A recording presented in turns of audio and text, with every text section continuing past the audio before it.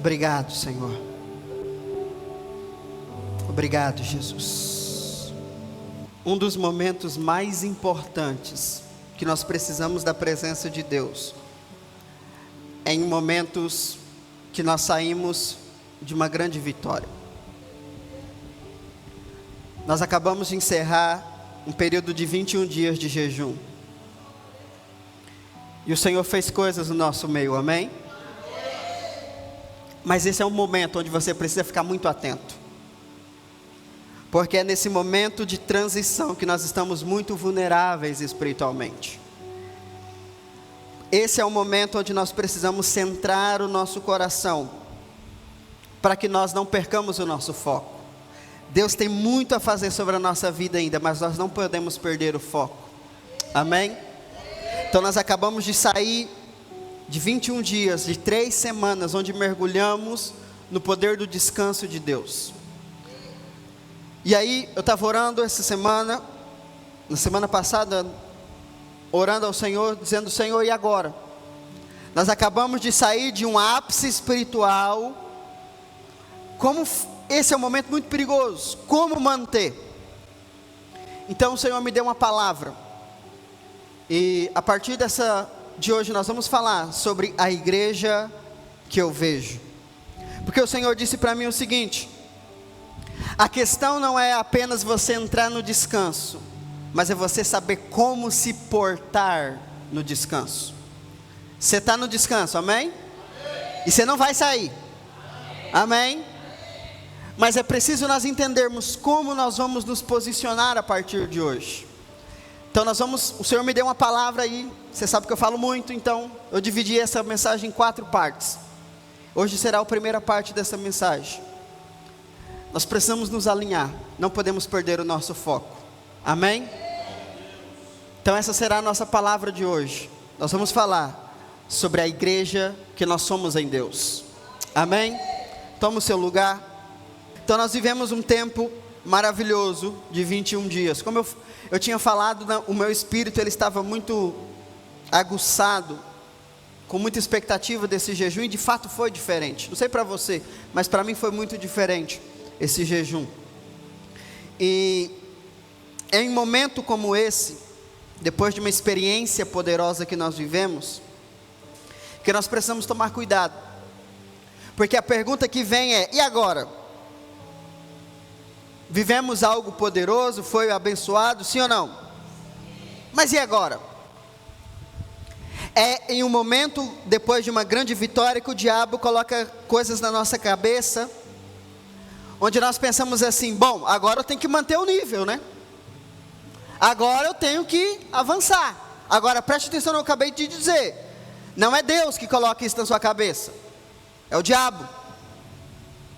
Por quê? Porque tudo que nós vivemos até aqui, nessas 3 semanas, não foi fruto de você, foi fruto da graça de Deus. E o que vai nos sustentar nesse lugar não é o que nós fazemos, é a graça de Deus. O descanso não será mantido por nós, o descanso será mantido pela revelação da graça de Deus, amém? Deus vai continuar operando nas nossas vidas, Deus vai continuar liberando graça sobre nós, mas eu alerto você, o medo virá. Não sei como é que foi essa sua semana, talvez você ficou com medo de voltar a viver no esforço, talvez você ficou com medo de perder tudo o que foi gerado, mas eu estou aqui para dizer para você, o que foi gerado não será perdido. Por quê? Porque nós vivemos debaixo de uma verdade espiritual, debaixo de uma realidade espiritual, que é a verdade da graça de Deus. Mas como nós devemos nos posicionar a partir disso? Então foi a palavra que o Senhor me deu. O Senhor disse que mais importante do que nós entrarmos no descanso, é sabermos permanecer nele. Você sabe que já ministrei aqui 1 ano falando sobre a carta aos Efésios, e a carta aos Efésios fala justamente sobre isso, sobre quem nós somos, sobre o que devemos nos comportar e como permanecer nessa nova identidade. E é sobre isso que eu quero falar com você hoje, porque você não é alguém isolado, você faz parte da igreja de Jesus. Amém?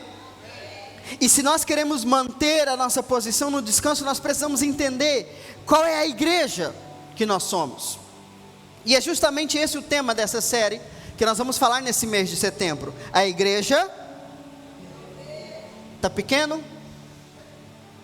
Vamos aumentar depois então. A igreja que eu vejo. Mas é interessante que esse eu aqui, ele é múltiplo. Porque esse eu fala de mim também, a visão que Deus me deu como igreja, mas esse eu também aponta para o Senhor. Qual é a igreja que Deus vê? Como Deus vê a sua igreja a partir do descanso? E é sobre isso que nós vamos falar. Então o tema da minha ministração hoje com você, agora você dá conta de ver. A igreja que Deus vê. Será que a igreja que Deus vê é estrutura? Não. Se eu pedisse para você desenhar uma igreja, o que você desenharia? A maioria das pessoas desenharia um salãozinho, uma casinha, uma portinha para diferenciar que a igreja poria uma cruz. Alguns mais avançados na revelação fariam um monte de bonequinho, sabe aquelas varetinhas? Um monte de pessoas reunidas. Por quê? Porque a igreja não é estrutura, a igreja não é culto, a igreja somos nós. Agora, somos nós alinhados com a revelação. A gente diz assim, não, a igreja sou eu. Não, você não é a igreja. Nós somos a igreja. Não existe igreja de uma pessoa. Você na sua casa, sozinho, você não é a igreja. Você pode assistir, participar da igreja online, mas você não é a igreja sozinho. Por quê? Porque Deus estabeleceu que a igreja é um corpo. Então vira para a pessoa que está do seu lado e fala, para ser igreja, eu preciso de você. Mas, fala para ele, mas com esse ânimo, eu não consigo. Então você pode animar? Fala, você pode animar, irmão? Fala, para ser igreja, eu preciso de você. Entenda isso, irmão. Para permanecermos no descanso de Deus, precisamos uns dos outros. Por que o diabo ele impede a igreja de ter uma aliança? Porque ele sabe que há poder e graça no meio da igreja. Então qual é a igreja que Deus vê? Não é uma igreja estrutural, não é uma igreja individual, é uma igreja coletiva. Nós somos igreja. Agora, nós também não somos os únicos, não. Tem um povo doido aí que prega umas coisas diferentes? Tem. Mas eles também são igreja. Parece que não. Se dependesse de mim não seria. Mas não depende de nós. Tem gente que prega a lei? Tem. Mas eles também são igreja. Porque essa é a maravilhosa graça de Deus. Ela está disponível para todos. Por mais que as pessoas não reconheçam isso. Você está entendendo ou não? Agora, uma vez que nós entendemos que nós somos igreja, precisamos entender qual é a igreja que Deus vê. E a igreja que Deus vê, ela é baseada em 3 coisas. Quantas? 3 coisas. Hoje não tem telão, você vai ter que anotar ou prestar atenção. 3 coisas. Primeira coisa, a igreja que Deus vê é uma obra consumada e não um projeto em construção. Isso é maravilhoso. A igreja que Deus vê é uma obra consumada e não um projeto em construção. Hebreus capítulo 10, abre sua Bíblia aí.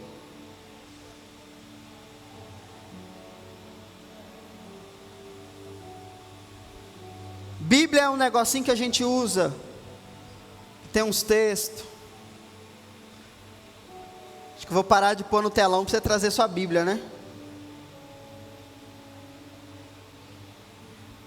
Qual foi o texto que eu falei? Hebreus capítulo 10. Vamos ler o versículo 14. Diz assim: Portanto, com uma única oferta, aperfeiçoou por toda a eternidade todos quanto estão sendo santificados. Preste atenção nessa palavra. Porquanto, com uma única oferta, aperfeiçoou por toda a eternidade todos quanto estão sendo santificados. Esse texto fala para nós sobre Jesus. Jesus, com uma única oferta, Ele liberou da sua aperfeiçoação para toda a eternidade, para sempre. Preste atenção que isso aqui é muito importante você entender. Você, uma vez que você nasceu de novo, você é uma obra concluída. O que significa? Você não vai ser mais perfeito do que você é. Você já é uma obra concluída em Deus. Agora, se você é uma obra concluída em Deus, por que às vezes parece que você não é de Deus? Porque uma coisa é a obra consumada, outra coisa é a obra revelada. Por que nós precisamos ser igreja juntos? Por que Deus estabeleceu que a igreja não é individual e sim coletiva? Porque quando nós nos reunimos, a palavra é exposta para que a perfeição que já está aqui dentro se manifeste na nossa vida. Você não vem para a igreja para aprender a ser santo. Você vem para a igreja para aprender que você já é santo e para quando você entender que você é, a santidade se manifeste. Você não vem para a igreja para aprender que você tem que ser salvo. Você vem para a igreja para aprender que você é salvo e a salvação vai desdobrar bênçãos na sua vida. Então a igreja que Deus vê não é uma igreja que está lutando para ser santa. Ela entende que ela já é. Porque ela não é santa por causa de suas obras. Ela é santa por causa da oferta perfeita de Jesus. Você está entendendo? Isso significa que, para permanecer no descanso, eu preciso entender, eu sou uma obra concluída. Por mais que não pareça, por mais que eu tenha que amadurecer, por mais que eu tenha que avançar, mas eu já estou pronto. Jesus certa feita diz, o espírito está pronto, mas a carne, essa não é uma desculpa para você pecar. Esse é um entendimento para que você busque a presença de Deus. O espírito que Deus colocou em você, ele está pronto. Você é uma obra concluída.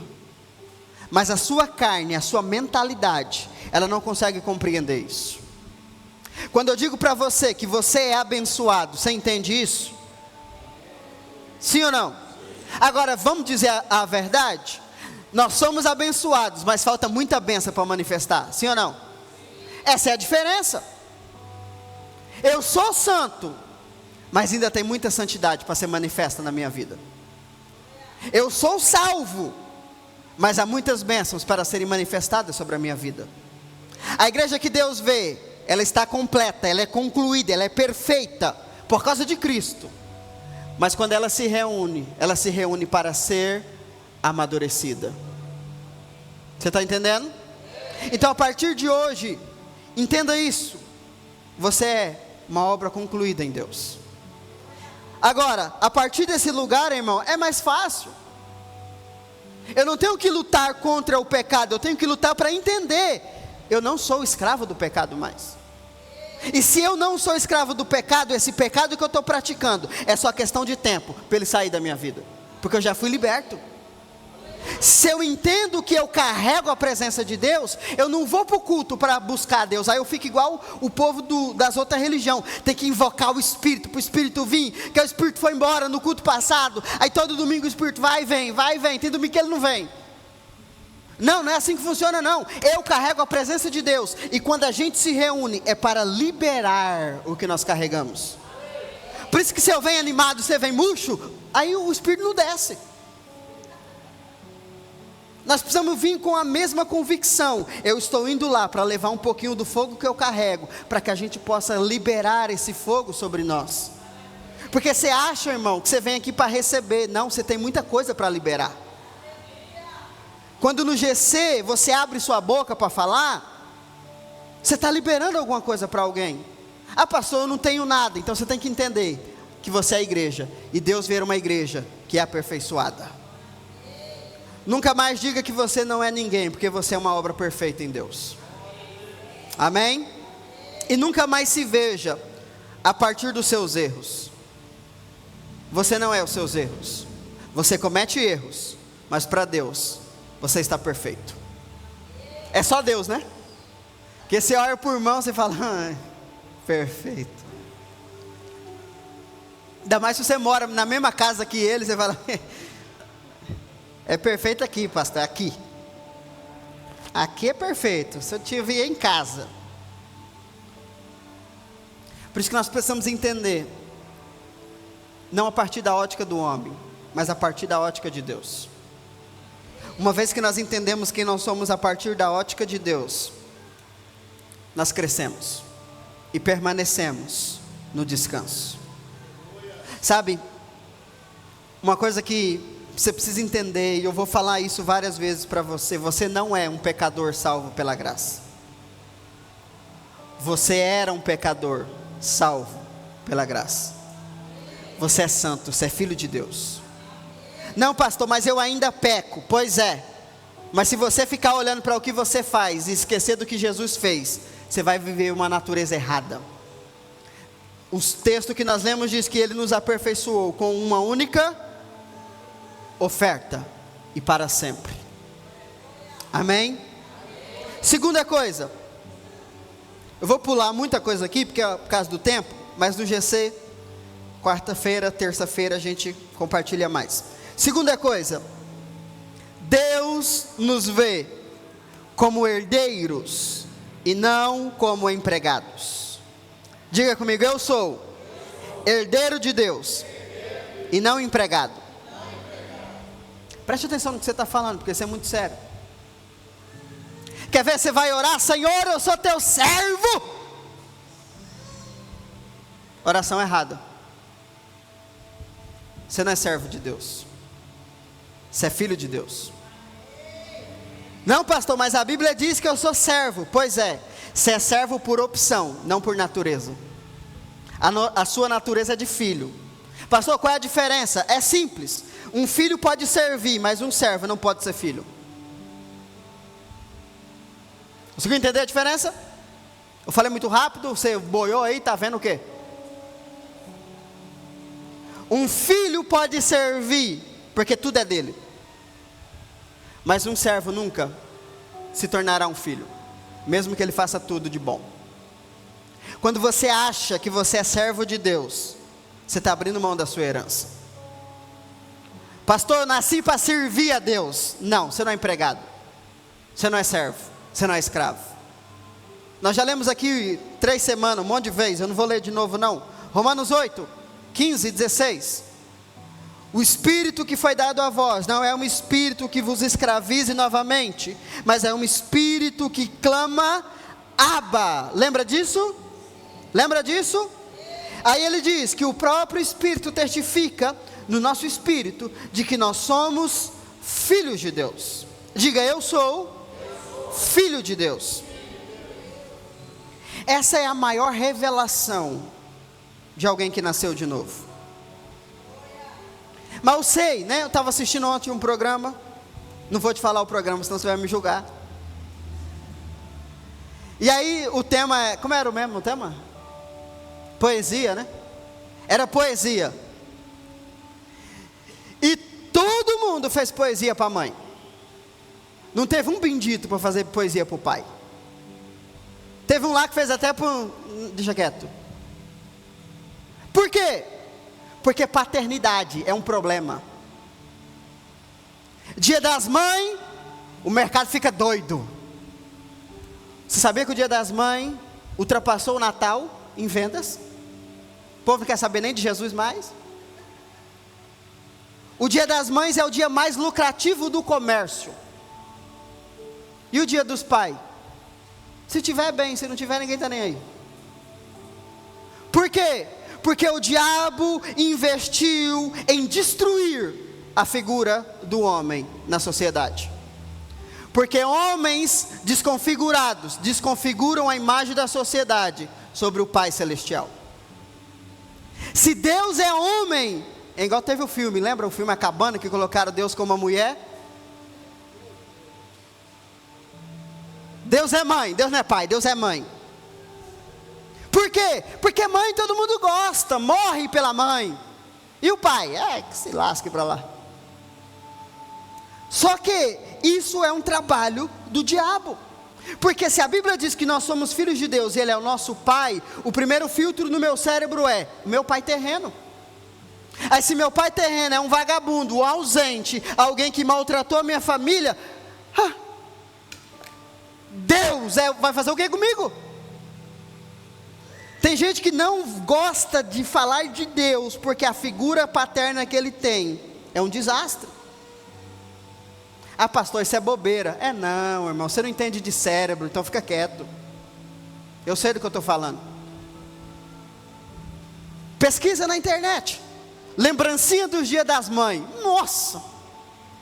Lembrancinha dos dias dos pais. Dá um trem aí. Você vem na igreja, não vai fazer dia das mães, né? Todo mundo tem ideia. As mães vêm tudo, dia dos pais. Não, pastor, eu trouxe minha mãe. Sua mãe não é seu pai. Mas ela fez papel, mas ela não é. Você tem um pai. Pastor, eu não conheço, mas você tem, porque você não nasceu de sua mãe. Você veio de algum lugar. Não, pastor, eu quero esquecer meu pai. Ressignifique o seu passado, mas jamais você vai conseguir esquecê-lo. Agora, o que a Bíblia diz? Nós somos filhos de Deus. Deus não é sua mãe, Deus é seu pai. Amém? Vê como fica pesado o clima, falando de pai? Porque se fosse de mãe, todo mundo, minha mãe é minha rainha. E seu pai? Cala a boca. Isso é o diabo. Por quê?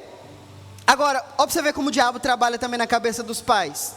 O pai acha que para ele ser pai, ele tem que fazer o quê? Sustentar. Estou trabalhando, estou pondo comida. É o que importa.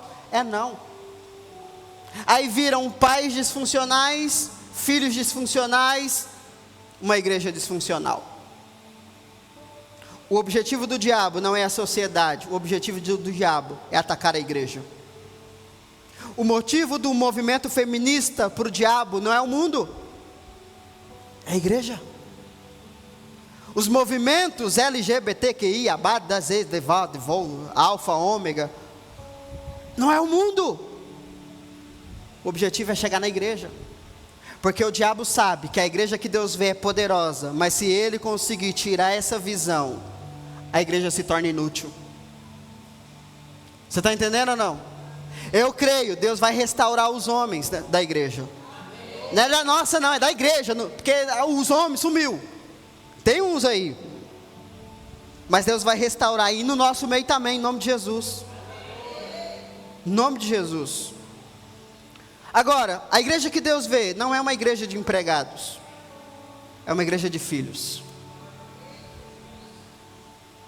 Você entende que você é filho de Deus? Aí vem a premissa bíblica. Se você é filho, então você é herdeiro. Viu como você não entende que você é filho? Porque a premissa bíblica é: se você é filho, então você é herdeiro. Te abençoar não é uma obrigação, é um direito. Se você entende que você é filho e Deus é seu pai, orar não é um sacrifício, é intimidade. Agora, você não sabe falar com seu pai da terra, você vai saber falar com Deus? Viu onde é que o diabo quer chegar? A grande questão é: Deus quer restaurar a nossa identidade. Não existe descanso sem revelação de identidade. Não existe. Foi o que nós falamos, acho que foi na primeira semana aqui. A igreja que Deus vê não é uma igreja de trabalhadores, é uma igreja de filhos. Trabalhamos porque entendemos, já somos. Você não vem para o culto para ser mais próximo de Deus, você está próximo de Deus e vem no culto para transbordar. Amém? Ai pastor, vou lá no culto que eu estou precisando encontrar com Deus. Não, você encontra Deus é na cruz, não é na igreja. vai para Jesus, entrega sua... Não, pastor, mas eu já sou crente. Então amadureça. Deus não perdeu, você não perdeu Deus em algum lugar não. Ô gente, você viu Deus aí, eu guardei ele, esqueci onde é que eu coloquei. Ele está aí dentro de você. Amém? Então quando você vem para a igreja, é para você compartilhar com a gente o que você viveu. Sua semana foi abençoada? Não, pastor, minha semana foi o inferno. Então vem que nós vamos encher o seio do céu. Em nome de Jesus. Aí o dia que nós precisar, você enche nós. Isso é igreja. Não, eu vou lá para servir a Deus. Não, irmão, você serve a Deus ajudando os irmãos. É assim que nós servimos a Deus. Amém? Terceiro e último. A igreja que Deus vê é a noiva perfeita de um noivo perfeito. Esse aqui eu vou gastar mais tempo, porque esse aqui falou muito comigo. Efésios capítulo 5.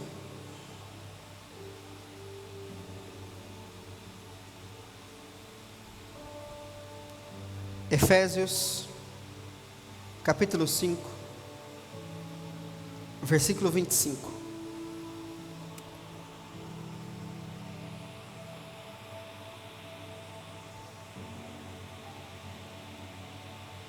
Você está aqui comigo ou não?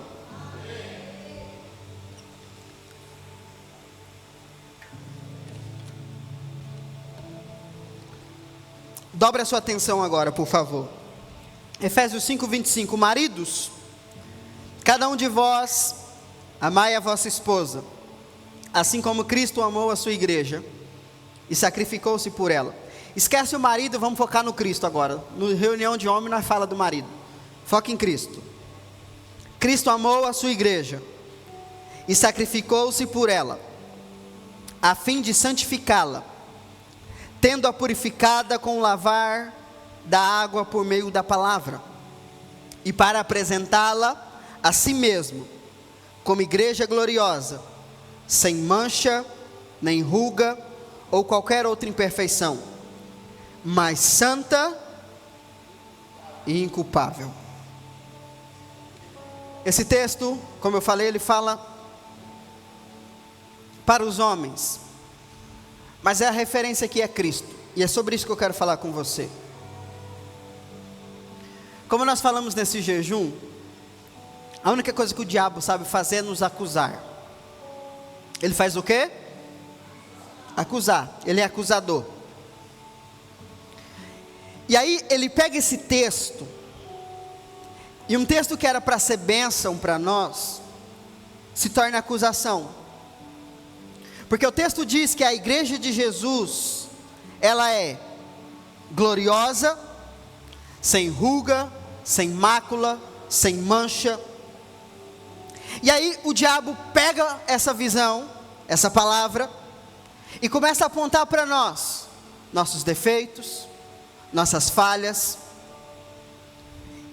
Infelizmente, muitos pregadores caem nessa jogada do diabo. Aí começa a pregar: olha a igreja, está vendo?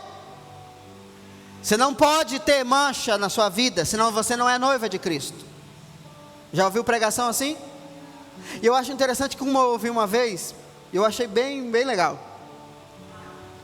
Porque ruga é expressão, né? Marcas de expressão. Aponta para quê? Velhice. Aí o pregador disse assim: está vendo? Jesus vem buscar uma igreja nova. Foi interessante. Foi, mas cuidado, pregador, pode ser novinha demais não, que Jesus não é pedófilo. Mas olha para onde ele foi. A igreja de Jesus é nova, que está escrito ruga. Eu falei: é interessante. Mas preste atenção, o texto não está dizendo de como você deve ser. Não é isso que o texto está dizendo.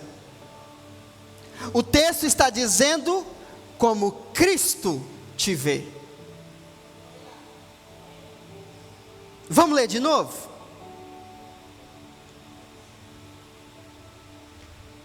Cristo amou a sua igreja e sacrificou-se por ela, a fim de santificá-la, tendo-a purificado com o lavar da água da palavra. 27. E para apresentá-la a quem? A si mesmo. Então preste atenção, isso aqui é muito importante. O que o texto está dizendo é que Cristo, para ter a noiva que Ele queria, Ele não exigiu dela, Ele mudou a ótica dele. Para ter uma noiva perfeita, Ele não exigiu dela perfeição, Ele proveu a ela perfeição. Então o texto diz que Cristo se sacrificou, lavou a sua igreja, purificou a sua igreja, para apresentar a si mesmo. Aí ele vai dizer, como noiva, diga comigo, apresentar a si mesmo. O que significa? Preste atenção nisso aqui. A igreja que Deus vê, não é uma igreja que luta para ser uma noiva perfeita. A igreja que Deus vê, é a igreja que entende que o noivo é perfeito, e aos olhos do noivo, ela é perfeita. Pastor, me dá uma ilustração, vou te dar. Sabe aquele casamento, aquele casal, que o noivo é apaixonado pela noiva? Bobo, conheceu já gente assim? Aí você está de fora, você fala assim, o que ele viu nela? É feia demais.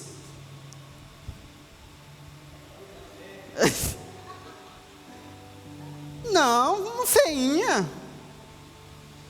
Agora, para você, porque aos olhos dele, ela é perfeita.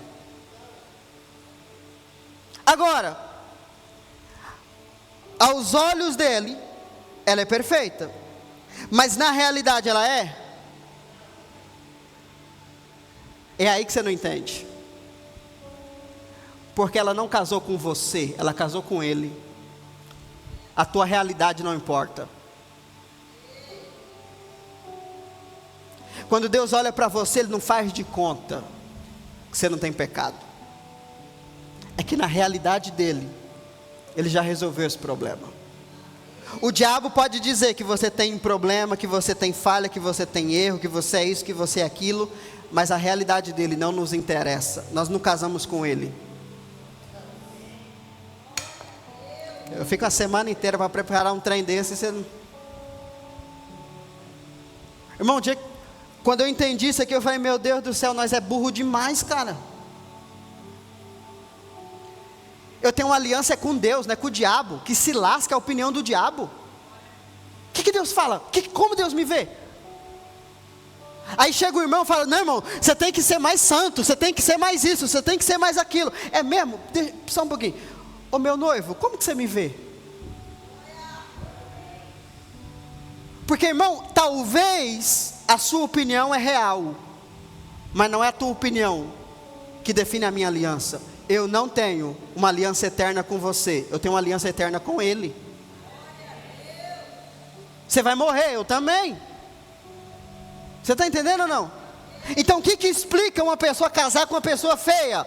Ela não vive no seu mundo, ela vive no mundo dela. Você fala, não, tem até dó dos filhos. Como vai sair os filhos desse povo? Não te interessa, não é seu filho. Cuida do seu. Você acha que o povo não fala que é feio também? Quer filho do seu filho, você fala que é bonito, né? Nasce aquele troço feio, você fala, nossa, que lindo. Você está enxergando, filho? Isso é maravilhoso, irmão. Se eu sou aquilo que o noivo me vê, eu não tenho que lutar para agradá-lo. Sabe qual é o problema da igreja? A gente luta para agradar os outros. Não, porque o irmão falou que eu tenho que parar de fazer isso. E Deus falou o quê? Não sei, não tive tempo, estou ocupado com a opinião dos outros. O que o seu noivo diz? O seu noivo diz, vamos ler o texto de novo, meu Pai do céu. Seu noivo diz que você é santo, que você é limpo, que você é glorioso. Olha, que coisa mais maravilhosa. Sem mancha, sem ruga. Vamos pegar a ilustração, você é novinho, aleluia. Não, pastor, já estou para lá de Bagdá, mas vai chegar lá novinho. Imagina você ser novo para sempre, meu Pai do céu. Eita glória, vai sumir as rugas, essas manchonas pretas aqui, ó, parece que você não dorme, está igual eu. Sem qualquer outra imperfeição. É assim que Deus te vê. E qualquer visão contrária a essa não te interessa. Agora, sabe o que entender isso nos ajuda? Se você que é mulher, um homem chegar para você e falar que você é feia, e seu marido falar para você que você é bonita, em quem você acredita? Geralmente, você vai acreditar no que o outro falou. Porque você acha que ele está falando que você é bonita para te agradar. É verdade ou não é? Esse é o nosso problema. Deus fala para a gente: não, meu filho, você é santo. Não, Senhor, mas o pastor falou que eu não sou. Não, mas o irmão falou que eu não sou. Você vive para agradar a Ele e não as pessoas. Da mesma forma, se uma pessoa que não é o seu marido chegar para você e te elogiar, se você entende quem você é e a quem você tem que agradar, esse elogio não entra no seu coração. Sabe por que as pessoas ouvem os elogios de fora? Porque elas não têm convicção dos elogios de dentro. Por isso, marido, elogie sua mulher, porque senão alguém vai elogiar e ela vai acreditar. Você está entendendo ou não? Fala para sua mulher que ela é bonita. Pastor, mas não é. Pois é, mas você que escolheu ela. Aperfeiçoe ela. Porque senão alguém vai fazer isso. Agora, por que a Bíblia manda a gente pregar para a igreja que Deus é bom, que Deus ama, que Ele é amado, que Ele é escolhido, para que ninguém lá fora diga isso e ela acredite e abandone o noivo? Por que eu tenho que dizer para você que você é escolhido de Deus? Porque vai vir seitas, vão vir religiões, vão vir performance dizer para você que você tem que melhorar, e você vai abrir mão do noivo para ficar com a opinião dos outros. Não, porque o coach lá falou que eu tenho que fazer isso, que eu tenho que fazer aquilo, mas e o seu noivo falou o quê? É a opinião dele que importa, é o elogio dele que importa. Você está entendendo? Essa é a igreja que vive no descanso, irmão. Essa igreja é a igreja que Deus vê. O problema chega para você, você fala: problema, seja bem-vindo. O negócio é o seguinte: você chegou tarde, entra na fila, tem um monte, meu filho. Você não é prioridade. E é o seguinte: agora eu estou indo encontrar com o meu noivo. Não vai dar para me te resolver agora não. Ah, pastor, eu não consigo. É por quê? Porque você não entendeu como Deus te vê. Permanecer no descanso depende muito da ótica que você entende que Deus te vê. Amém?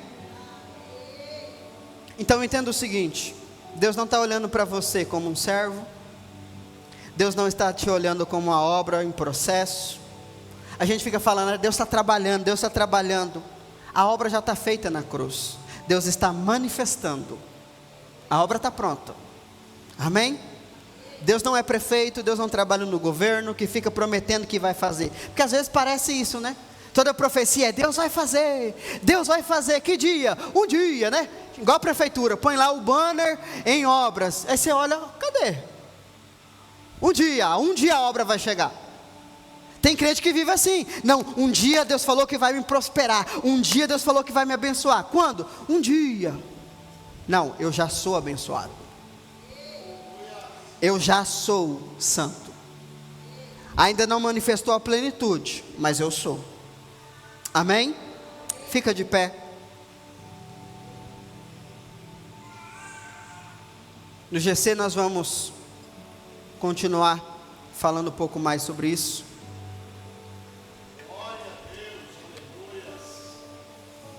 Mas entenda que viver a partir desse entendimento vai mudar tudo para você. Deus não nos vê como indivíduos isolados. Deus nos vê como uma família. Então, de novo, eu digo isso para você, irmão. Eu preciso de você para sermos igreja. Sem você, não dá. A gente fala assim, sem Jesus não dá. Não, mas sem os irmãos também não dá, não. Nós somos uma família. Amém? Nós somos filhos de Deus. Somos herdeiros de Deus. E somos uma noiva perfeita aos olhos dele. Amém? Nós fizemos nesses 21 dias declarações. Eu gostei disso. A psicologia diz que tudo que você faz em 21 dias vira um hábito. Eu acho que vai virar um hábito meu, todo final de pregação, fazer declaração. Então eu quero fazer uma declaração com você. Feche os seus olhos. Coloque a mão sobre o seu coração.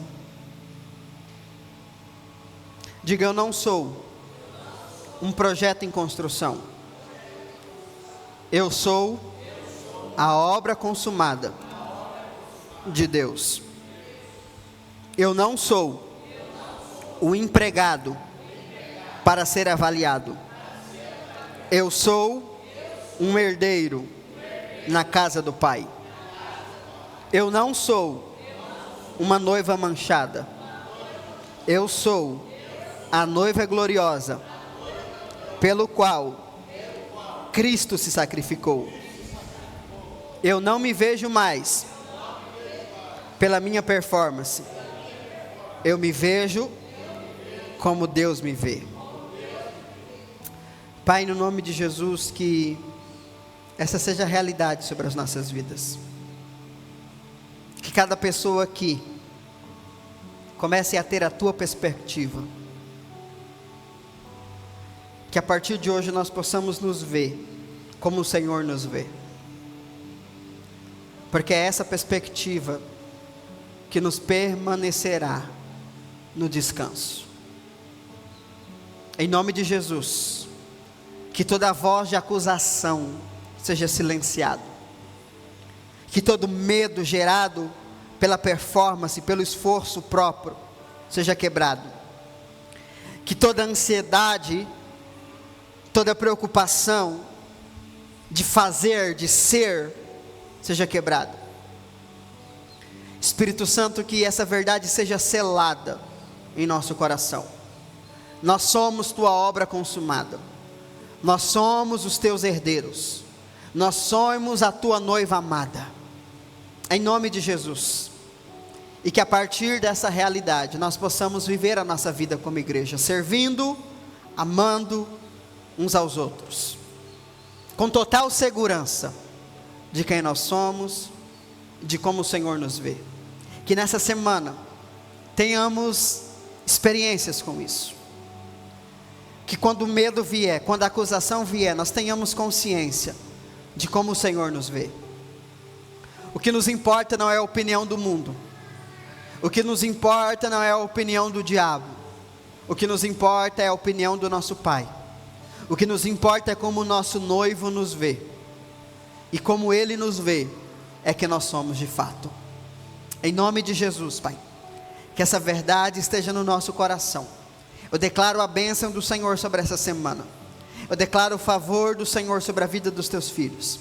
Que eles venham experimentar de graça superabundante, se manifestando sobre a vida deles, Pai. Em nome de Jesus. Amém? Glória a Deus. Você pode dar uma salva de palmas ao Senhor? Em nome de Jesus. Aleluias.